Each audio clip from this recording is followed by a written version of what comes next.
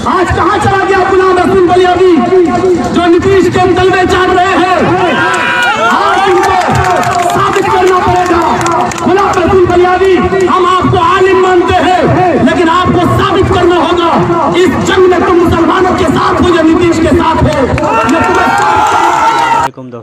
दोस्तों मौलाना जर्जिस साहब ने गुलाम रसूल बलियावी से क्या कहा, वक्फ बिल को लेकर ऐसा क्या कहा जो वायरल हो रहा है ये वीडियो, जिसमें मौलाना जर्जिस साहब ये कहते हुए नज़र आ रहे हैं कि गुलाम रसूल बलियावी तुम मुसलमानों के पक्ष में हो या नीतीश कुमार के तलवे चाटोगे, मुसलमानों के समर्थन में हो, वक्फ बिल के खिलाफ खुलकर सामने आओ और बता दो नीतीश कुमार को कि हम मुसलमानों के साथ हैं। तो चलिए पहले पूरा वीडियो तौसीफ एमएलए साहब ने हमको आज का अपना प्रोग्राम बताया, मुझे दावत दी। मैंने इस नौयत पर इनकी दावत को कबूल नहीं किया कि ये कांग्रेस से विधायक हैं, बल्कि मैंने सिर्फ इसलिए इस नौयत के इजलास में शिरकत का भरम भरा है और आया हूँ क्योंकि तौसीफ आलम साहब ने ये आवाज़ मुसलमानों के हक में उठाई है।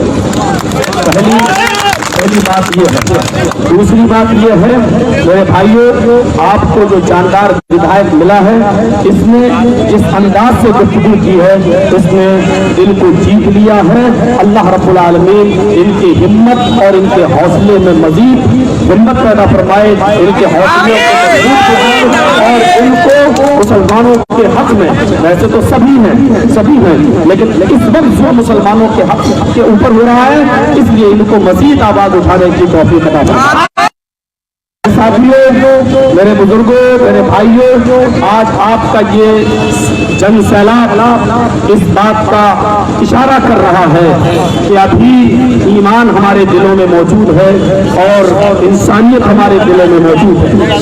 अभी तौसीफ आलम साहब से मैंने कहा कि इस मंच पर एक तो मौलाना को और बुला लीजिए, तब उन्होंने मौलाना सद्दाम साहब को यहाँ दावत दी और मेरे कहने पर उनको स्टेज पर बुलाया गया, दावत दी गई।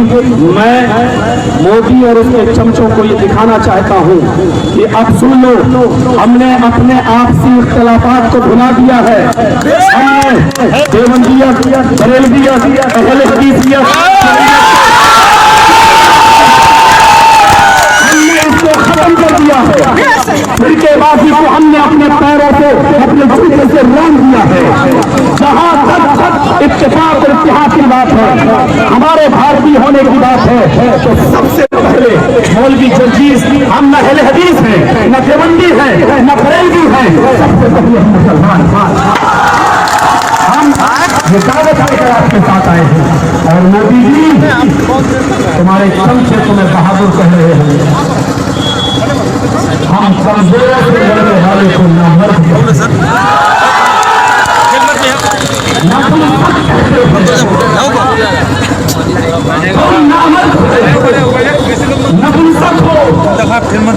पाकिस्तान से लड़ने की बात करते हो, हमें पाकिस्तानी बताते हो। मौलवी जर्जिस अपने आप को पाकिस्तान की सुना बिल्कुल उतनी बड़ी सारी समझता है जितना तुम्हारी हम पाकिस्तान के नहीं हैं, हम भारत के हैं, भारतीय हैं। भारत के मुसलमान अगर एक टाइम नमाज पढ़ के वजू बना लें तो उनके वजू के पानी से पाकिस्तान बह जाएगा। तुम क्या बात करते हो? उस कमजोर से लड़ने पर बहादुरी बताते हो। मोदी, अगर तूने अपनी माँ का हलाल दूध किया है तो चाइना से लड़के दिखा। हम तेरे साथ हैं, चाइना पर हमला कर हम तेरे साथ हैं। सबसे पहले खून का खतरा हमारा रहेगा। चाइना भी हमारे मुल्क में होता है, लेकिन हमें मालूम है 56 इंच का सीना बताकर तुम अपने आरएसएस के भक्तों को खुश कर सकते हो, लेकिन हम मुसलमानों की नजरों में तुम नामर्द हो। और तुमने किसको बुलाया? ये बिल पास कराने के लिए किसको दिया? हमसे पूछते हो हम भारतीय हैं कि नहीं? अरे पूछना है तो आडवाणी जी से पूछो तुम कहां से आए हो। कहां से आए हो? इस मुल्क को हमने आजाद कराया है। मौलाना अबुल कलाम आजाद ने जामा मस्जिद की सीढ़ियों पर खड़े होकर 1945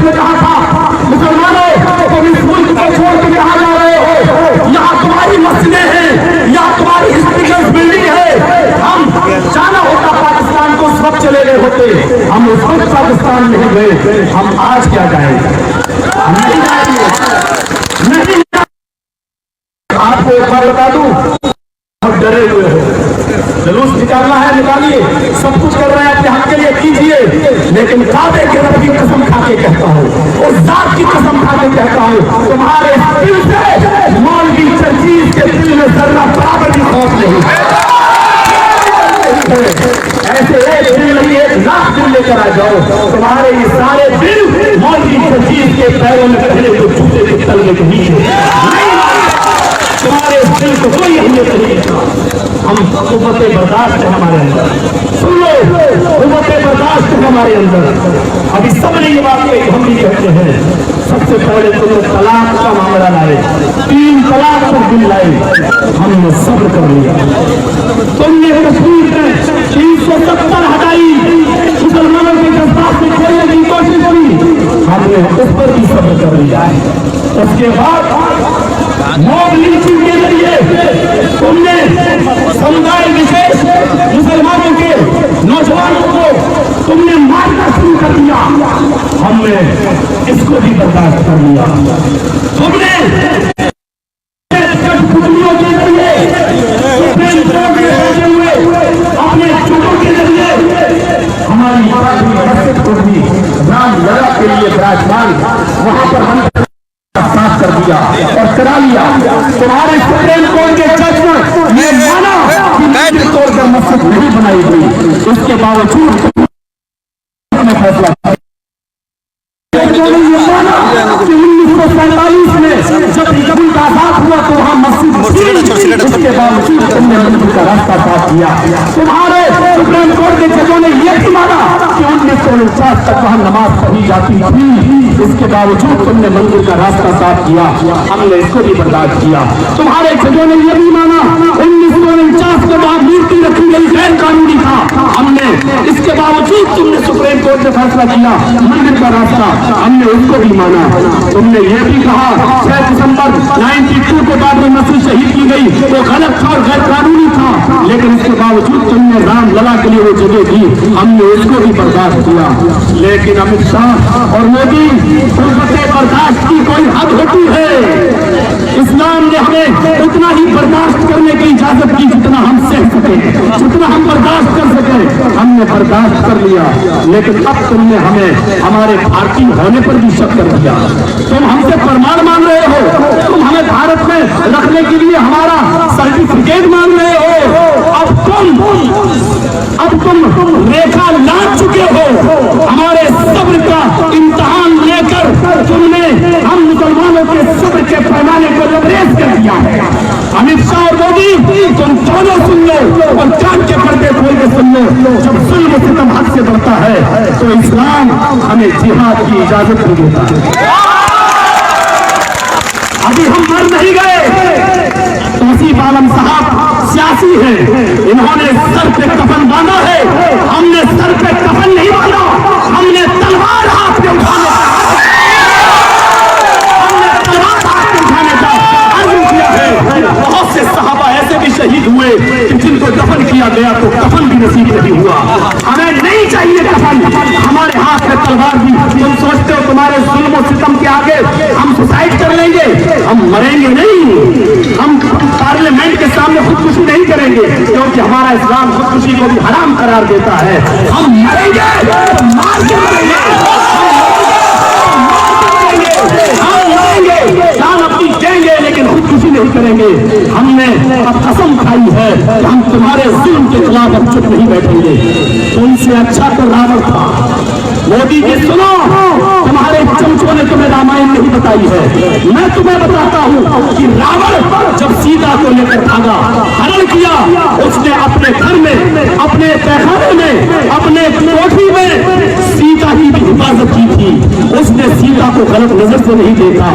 राम की पत्नी सीता की हिफाजत, उसकी इज्जत और आबरू की हिफाजत रावण ने की थी। तुम भारत के मुसलमानों की हिफाजत रावण से ज्यादा बुरे हो, है। मोदी, तू रावण का भी रिकॉर्ड तोड़ चुका है, तू रावण से ज्यादा बुरा है। आज कहां चला गया गुलाम रसूल बलियावी, जो नीतीश के तलवे चाट रहे हैं?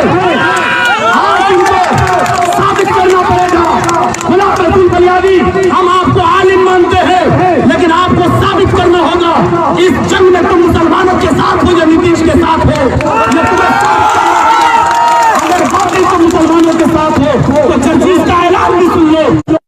कुमार की दी हुई एनएलसी की सीट पर लात मार के मुसलमानों के मुंह पे आ जाओ। मुसलमानों के जर्जीस को भी एनएलसी और राज्यसभा का मेंबर बनाने का ऑफर आता है, लेकिन मौलवी जर्जीस ने उन ऑफरों को अपने पैरों के जूते के नौ पर काट दिया। मुसलमानों, तुम्हें बशारत देता हूँ, तुम्हें खुशखबरी सुनाता हूँ, डरने की जरूरत नहीं। ये तुम्हारे रब का वादा है, वला तहिनु वला तहज़नु व अंतुम अल-अ'ला इन कुंतुम मुमिनीन। तुम उदास मत हो, तुम परेशान न हो, तुम गम न करो, हम तुम्हें हुकूमत देंगे।